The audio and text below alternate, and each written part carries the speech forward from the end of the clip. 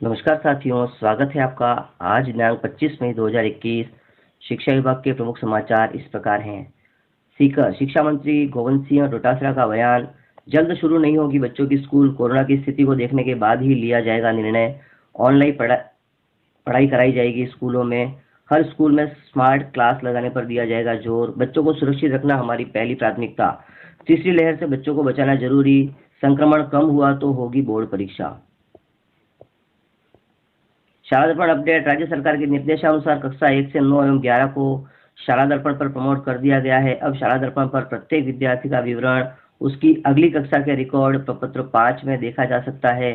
सत्र 2021-22 की शुरुआत शाला दर्पण पोर्टल पर प्रारंभ हो गई है।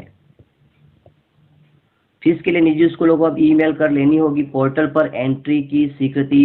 प्राइवेट स्कूल्स को आरटीई भुगतान मामला, प्रदेश के प्राइवेट स्कूल्स ने आरटीई भुगतान के लिए अगर आवेदन नहीं किया तो उन्हें एक और मौका दिया जा रहा है।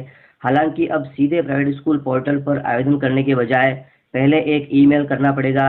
इस ईमेल पर स्वीकृति के बाद ही प्राइवेट स्कूल्स अब ऑनलाइन पढ़ाई की रिपोर्ट शिक्षा विभाग को कर सकेंगे। इसके बाद भौतिक सत्यापन होगा, इसी आधार पर भुगतान मिलेगा। छात्र छात्राएं अब ऐच्छिक विषय के रूप में ले सकेंगे एनसीसी। विश्वविद्यालय एवं महाविद्यालय में पढ़ने वाले छात्र छात्राओं को अब एनसीसी को इच्छित विषय के रूप में चुनने का विकल्प मिलेगा। नई शिक्षा पद्धति एनईपी 2020 के अनुसार चॉइस बेस्ड क्रेडिट सिस्टम के तहत आने वाले समय में सभी विश्वविद्यालय एवं महाविद्यालयों में पढ़ने वाले स्नातक स्तर के छात्र छात्राओं को एनसीसी इलेक्टिव विषय के रूप में पढ़ने का अवसर मिलेगा। कांस्टेबल भर्ती का राज्य स्तरीय परिणाम जारी करने का एकल पीठ का आदेश रद्द।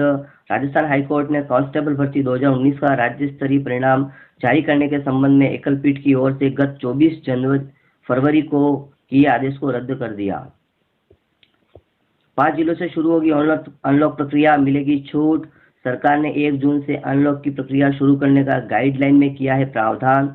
प्रदेश में कोरोना की रोकथाम को लेकर 8 जून तक लॉकडाउन किया गया है, लेकिन कम संक्रमण वाले 5 जिलों से अनलॉक की प्रक्रिया शुरू कर दी जाएगी।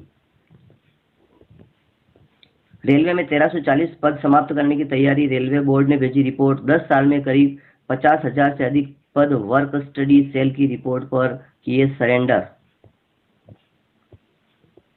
भास्कर ने परीक्षा को लेकर हुई हाई लेवल मीटिंग के बाद जाने इसके मायने। देरी से ही सही, लेकिन सीबीएसई 12वीं की परीक्षा होगी, भले ही पैटर्न बदलना पड़े। नेशनल काउंसिल ऑफ सीबीएसई परीक्षा के पक्ष में। वैक्सीनेशन अच्छा सुझाव, लेकिन इच्छा शक्ति पर निर्भर। और भी कई विकल्प हैं मौजूद। नीट यूजी में अपर एज लिमिट तय नहीं, 25 साल की उम्र तक ही दे सकते हैं आरपीवीटी। यूनिवर्सिटी में दाखिले के लिए आयु के साथ अंकों की पात्रता में भी राहत नहीं। परीक्षा के लिए 30 जून तक कर सकते हैं आवेदन। डब्ल्यूबी, जेईई और नाटा 2 की तारीखों में क्लैश। एटीएमए रजिस्ट्रेशन बंद, 30 मई को होगी परीक्षा। जल्द आ सकता है एनडीए का रिजल्ट, 355 थी साल 2020 की कट ऑफ। कोविड-19 का रिसर्च पर असर, अब बढ़ाएं फेलोशिप। जीडी कांस्टेबल का नोटिफिकेशन 10 से 15 जून के बीच आएगा। स्कूल खोले जाने को लेकर बोले डोटासरा, कहा फिलहाल स्कूल खोलने का नहीं है उचित समय, सही समय पर ही प्रदेश में खोले जाएंगे स्कूल। प्रदेश में कोरोना वैक्सीनेशन, प्रदेश में 18 से 44 आयु वर्ग के 11,12,281 लोगों को कोरोना वैक्सीन की पहली डोज लगाई जा चुकी है। उदयपुर से राहत भरी खबर, लंबे समय बाद कोरोना की रफ्तार हुई धीमी। सोमवार को महज 135 नए पॉजिटिव आए सामने। लॉकडाउन और जनता की समझदारी का दिखा असर, घरों में रहेंगे तो टूट जाएगी कोरोना की चेन। कोरोना महामारी में शिक्षक बने भामाशाह, एक दिन के वेतन से जुटाए 19 लाख रुपए। कोरोना पीड़ितों के लिए ऑक्सीजन सिलेंडर सहित अन्य सामग्री चिकित्सा विभाग को करेंगे सुपुर्द। तारानगर ब्लॉक के शिक्षकों ने जुटाई राशि, जल्द ही उपकरण खरीदकर चिकित्सा विभाग को सौंपेंगे।